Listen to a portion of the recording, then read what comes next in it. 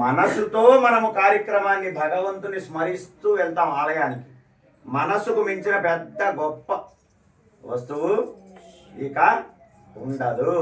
మన మనసులో తలుచుకున్నాం అనుకోండి, అబ్బా స్వామికి బంగారం ఇస్తున్నాం అంటే మనసులో చేయొచ్చు, నిజంగా చేయలేం, అవునా కదా? అలాగే భగవంతుడు వెండి వాళ్ళంటే ఇవ్వచ్చు, కలువ పూలు నుంచి పారిజాతాలు ఎన్ని కావాలంటే అన్ని, అవన్నీ మనసులో తలుచుస్తూ భగవంతుడికి సమర్పించాలి. అదే కదా ఇందాక చెప్పుకున్నాం. మనం భగవంతుడికి ఏమి ఇవ్వాలి? మన మనస్సు అనేటువంటి వెన్నని ఆయనకి సమర్పిస్తే దానిని ఆరగిస్తాడు.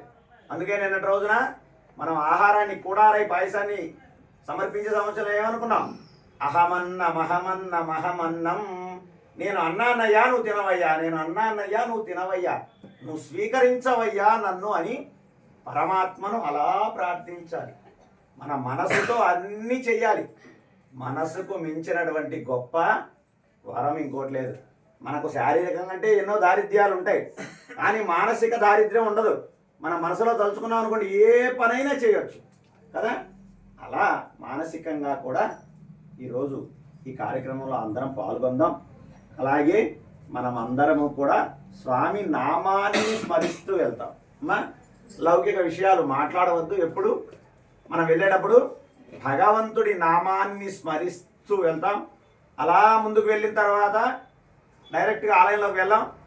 ఇప్పుడు కొత్తగా ఆలయానికి రాని వారు ఇక్కడికి వచ్చి ఉంటారు కదా, వారికి మరలా చెప్తున్నాం, అలా వెళ్ళేటప్పుడు మనకి ఆలయానికి క్షేత్ర పాలకుడైనటువంటి ఆంజనేయ స్వామి వారు ఉంటారు.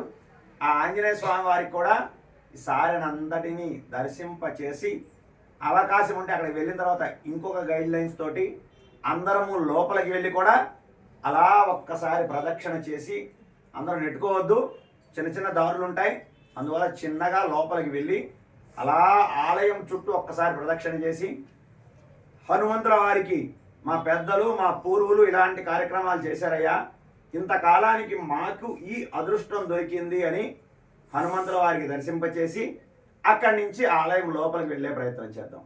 అందరికి అర్థమైంది అనుకుంటున్నాం. విన్నవారు బయట ఉన్నటువంటి వారికి, వినని వారికి కూడా తెలియచేసి ఆ కార్యక్రమంలో అందరం పాల్గొనే ప్రయత్నం చేద్దాం.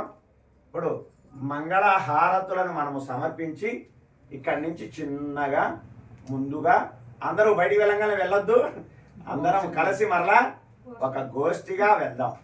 అలానే అందరూ చూడటానికి బాగుంటుంది, మనము కూడా ఇంతమంది వచ్చారర్రా అని అక్కడ ఉన్నటువంటి హనుమంతుల వారు, అక్కడ ఉన్నటువంటి వేణుగోపాల స్వామి అందరూ మనం ఆయన పిల్లలం కదా, ఇంతకాలం వదిలిపెట్టి తిరుగుతున్నాం, ఇప్పటికొచ్చారా అన్నట్టుగా ప్రేమగా మనల్ని అనుగ్రహిస్తారు. ఆ అనుగ్రహాన్ని పొందే ప్రయత్నం చేద్దాం. జై శ్రీమన్నారాయణ.